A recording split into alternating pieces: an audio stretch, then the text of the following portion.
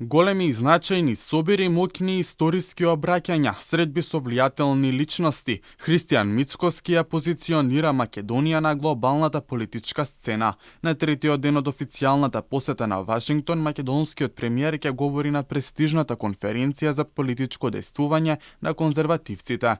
Конференцијата, како што е наведено на официјалната веб страница, е најголемиот и највлијателниот собир на конзервативците во светот од 1974 година.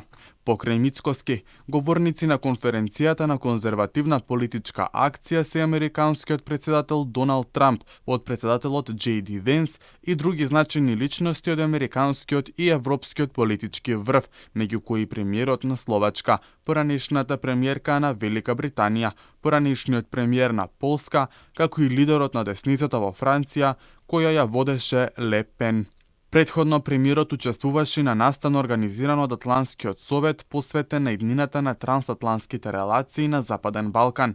Мицкоски без задршка зборуваше за отстапките кои ги направи Македонија, но и за фрустрацијата кај јавноста поради новите условувања од Бугарија. Because frustration among the citizens of my country is extremely big.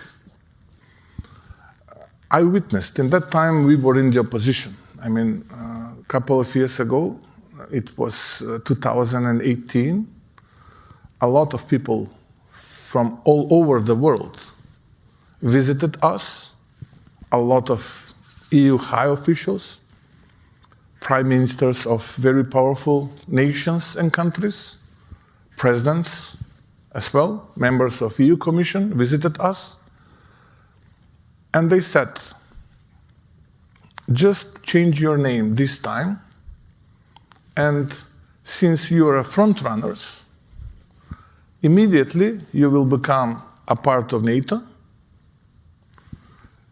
You will start negotiations with EU, and since you are front runners, you will end your negotiations within a period of 4 or 5 years, and you will become a part of EU.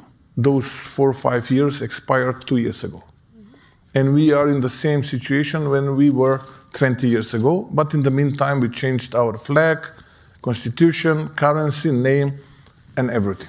Премиерот истакна дека сега пред нас се ново барање за промена на уставот и тоа не гарантира известност на евроинтегративниот пат. Директно порача прво завршени преговори па уставни измени. Премиерот во изминатите 2 дена се сретна со влијателни личности. Оствари средба со председателот на Атлантскиот совет Фредрик Кемпе, на кој се разговарало за улогата на Македонија во евроатлантските интеграции.